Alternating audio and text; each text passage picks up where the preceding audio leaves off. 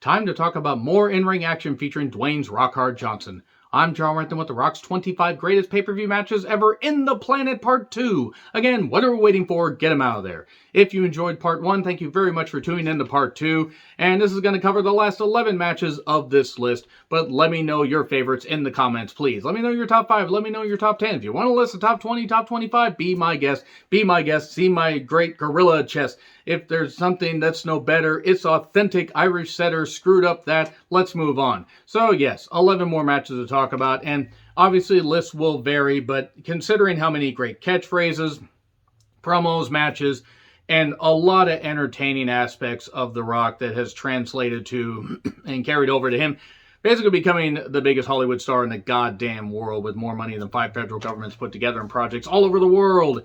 It's just amazing what Rock the Dwayne Johnson has been able to do from the humble beginnings at Survivor Series 96 to now. So anyway, let's start with number 11 versus Mankind for the WWE Championship. Last Man Standing, St. Valentine's Day Massacre 99. They only had one of these pay-per-views.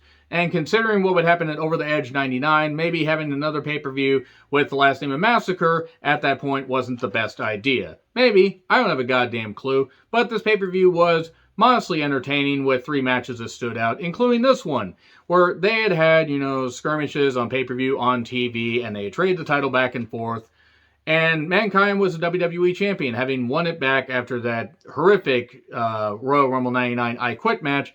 He won it back on Halftime Heat, which was entertaining. It's not on here because technically it wasn't a pay-per-view, but that match deserves an honorable mention for at least being entertaining.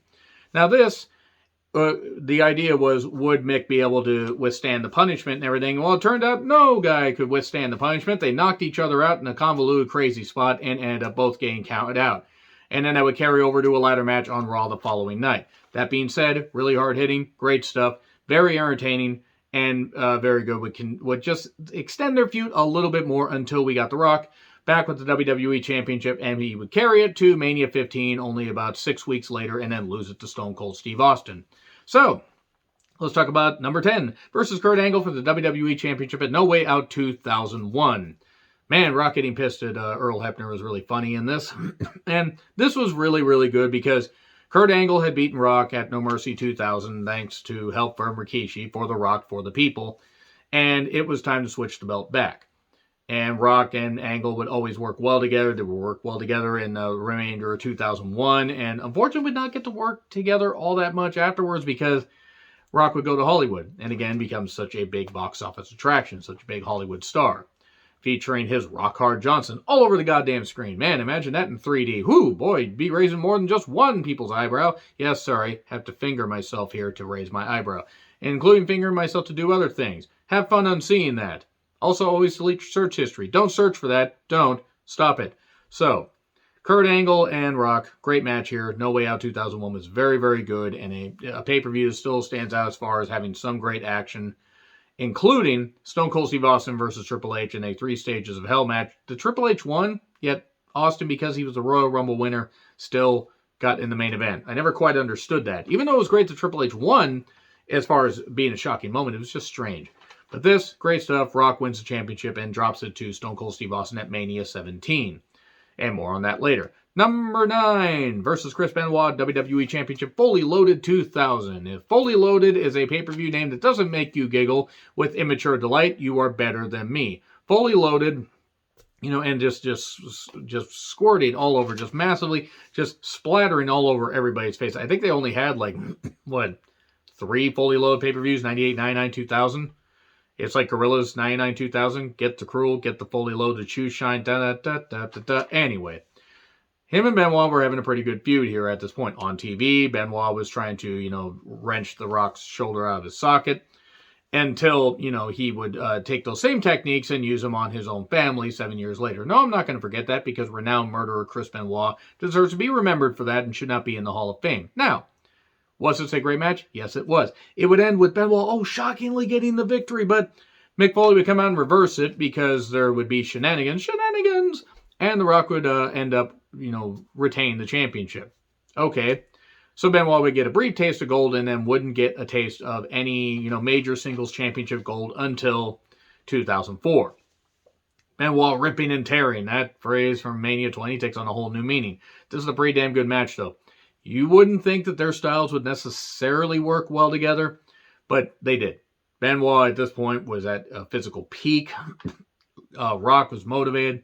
There was some great shit here. Very, very good action. Of course, Shane McMahon, because he was aligned with Chris Benoit, would make his presence known. And then we go to number 8 versus Triple H in a strap match at Fully Loaded 99. A lot of Fully Loaded love here. That saw that going differently in my head. This was a number 1 contenders match. Would Rock, after being basically screwed out of WWE Championship, would he be able to get another shot? Triple H was on the ascent at this point, despite the fact that there had been some kind of goofiness and stuff like that. He had been part of the corporate ministry that went absolutely goddamn nowhere. God, that was fucking shit. But he was on the rise here. And a strap match, they had some really, really good action here. Was it as good as their Fully Loaded 98 match that I talked about in part 1? Not really, but it was just it.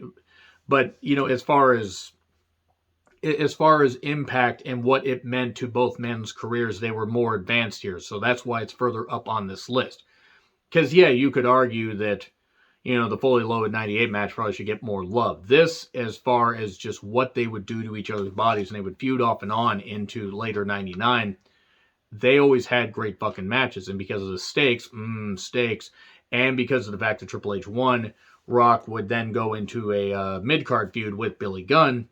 They did as much good stuff and as much hard impact as they could to each other, considering where they all were, even just under a year prior at SummerSlam 98. Think about it. Triple H was bigger because of, various methods, not that other guys weren't. And Rock was at his peak. So Triple H beating him was a big goddamn deal. So because of that, even if the in-ring action in the 98 one was a little bit better, I got to put this one up there because of the stakes and the impact and the great moves. And just the storytelling. So now we get to number 7 versus Taker versus Kurt Angle, WWE Championship 2002. At Vengeance 2002, that is. I wanted to put this in the top 5. I couldn't because of some of the moments in the other ones that I ranked above this. But this... such a forgotten, tremendous fucking triple threat match. I fucking love this one. Vengeance 2002 is a very underappreciated pay-per-view, in my personal opinion. I'm not going to say like every single match is great, but this is when they were doing the brand split thing, the hard brand split, and they were having like Raw pay-per-views, SmackDown pay-per-views, and this was goddamn good. Taker was the undisputed champion. Kurt Angle had just come off of a feud with Edge where he'd gotten his head shaved. He was extra motivated. And Rock, he was the Rock at this point. Now, people knew that he was going to be leaving soon. I think some people thought that Taker might retain and face off against Brock at SummerSlam 2002. But Rock got the victory just in enough time where, yes, Kurt Angle got beat, but Taker couldn't quite get it, so he didn't take the pin. Rock held the WWE, the Undisputed Championship, but only for the second to last time. This was very good. Tremendous action. Great pace. I encourage you guys to check this one out. It's really, really good. Number 6 versus Hollywood Hulk Hogan, or just Hulk Hogan at this point because he went back to being Hulk Hogan, hulking up and everything. Icon versus Icon Mania 18. Okay, as far as in-ring work, this one shouldn't even rank in the top 20. Because if you put this on mute, the match is fine. It's not great, but it's fine. But the fucking crowd, the goddamn crowd, and the fact that it was Rock as the face, Hogan as the heel, that's the idea. They were cheering Hogan wildly, but Toronto crowds, Canadian crowds are always defiant, and I mean that with respect because Canadian crowds are fucking tremendous. They love their wrestling. Rock ended up turning heel during this, briefly, and just doing the stuff where he was, holding his hand up to his ear, and the atmosphere alone is why this match is ranked so highly. And Rock would only be around for a little bit, and then would go away to, do some more filming, and then would come, I think he would actually do promotional stuff for Scorpion King. Hogan would become Undisputed Champion. Undertaker would beat him. Rock would come back, win it, and then would face Brock at SummerSlam 2002. But this, just for the atmosphere, the crowd, and the way both guys just absolutely had the crowd in the palm of their hands. Sure, in-ring action, no. But as far as atmosphere, fucking great. Number 5. Oh, look, it's versus Brock for the Undisputed Championship at SummerSlam 2002. Creative, that. Almost like I write down these lists and try to memorize them. But what can you say about this? Let's go Lesnar. Rocky sucks. This kind of stuff. They were chanting Goldberg. they were chanting some stuff. But once they started chanting, let's go Lesnar, they started getting into it. It was obvious that Rock was going to lose to Brock. The Rock Brock, if you will. And Rock gave Brock everything. And Brock, of course, just a moose of an athlete at that point and still now. And just so much raw ability. He could just toss Rock wherever.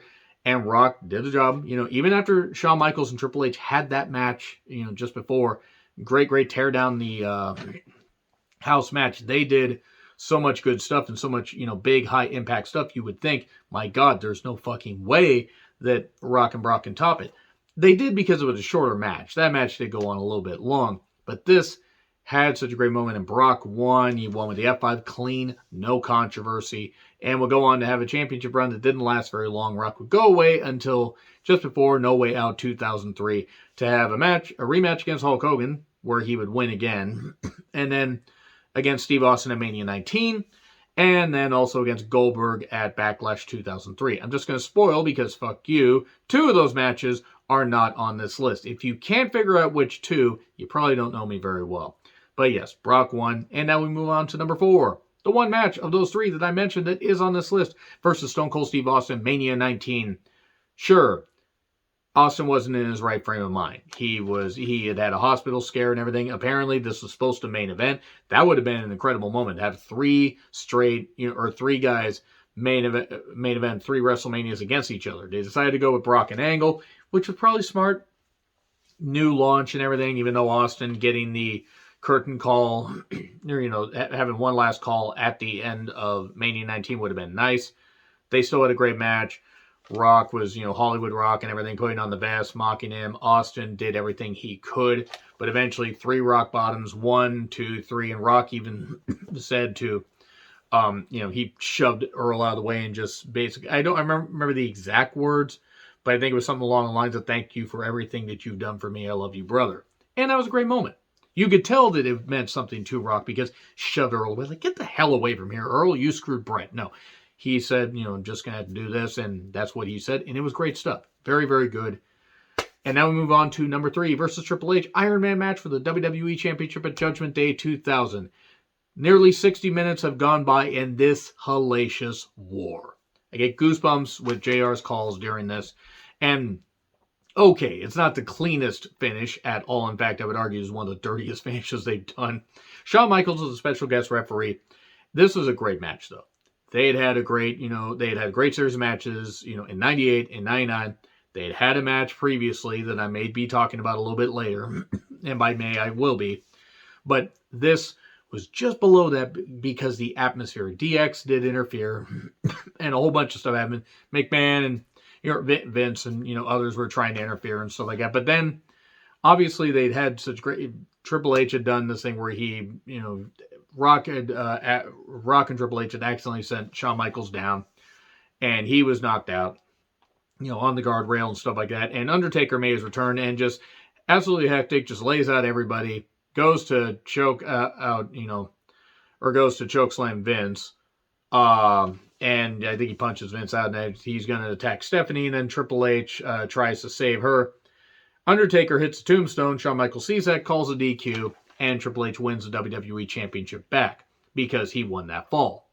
So even though, yes, it's a convoluted finish, for the pure effort and the fact that for 60 minutes, yes, there were some rest spots, obviously, even to premier athletes like this at this time, could not have carried a whole thing going 60 minutes, but they did so good. You got to give it respect. Number 2 versus Triple H at Backlash 2000. The month prior, this should have been what main evented WrestleMania 2000. No disrespect to Mick Foley. Even he said he shouldn't have been in that match. Big Show, even though they were trying to keep Big Show in the mix, it was a bad idea to have a McMahon in every corner. It should have been Triple H versus Rock, and they should have had Stone Cold return. Even though you could have argued that maybe Stone Cold might not have been ready, he could have done something a few weeks later. There were teases of Austin making his return, but there were so many screwy things. Vince and Shane, all this stuff, and the crowd was building and building and building. They were laying out the Rock. They were laying this out. And then when that glass shattered, I thought and I get goosebumps again just thinking about it, I thought the roof was going to come off the arena. I thought it was going to. I thought it was going to fly into fucking space. Austin just does everything. Rock ends up beating Triple H to a massive pop. 1, 2, 3. He's a new WWE champion only for a few weeks, but the fact that they did that, the combination of it, Rock winning like he should have at Mania 2000, and Stone Cold's return, just so much stuff. So just a perfect storm of crowd reaction and energy and everything. This is The Rock's second best pay-per-view match of all time. Number one versus, of course, obviously, versus the Sultan at Mania 13. I kid. Versus Billy Gunn at SummerSlam 99. Of course, it's versus Stone Cold at Mania 17. Because of course it would be. How could it not be? Yes, you could argue, of course, that the Stone Cold heel turn was not a good idea. In fact, I don't really think you'd have to argue it because it wasn't a good idea. But just the energy and the fact they were in Houston, Texas, in the Astrodome, the massive amount of the sea of huge manatees that were there, because manatees can apparently walk on land, according to me. Just watching Austin and just, The Rock just create this magic, this brawl. Austin being a little more heelish, a little more vicious. Stone Cold, beating down The Rock. Rock, he was going to be going away to Hollywood for a little bit. He was actually going to be written off the next night to go film The Mummy Returns. Akuma Shente. No, it was the Scorpion King. So he'd already filmed The Mummy Returns. The whole point is he had done a lot of really, really good stuff at this point, and it was time for Austin to win the championship back. Thing is, the heel turn wasn't a great idea, but just the atmosphere and the incredible energy, and just how much it took to beat Rock down. Vince and Austin aligning, but Rock just doing everything, having the great facial expressions when Vince did what he did. It's such a stupendous, such a monumental match. It's The Rock's best pay-per-view match of all time. Yes, it's in a loss, but seriously, that was such a big WrestleMania, such a big moment for everybody. How could you not put it up there? So let me know your thoughts in the comments. Like, share, subscribe, Twitter handle in the description. I'm John Ritlin. I'll see you soon.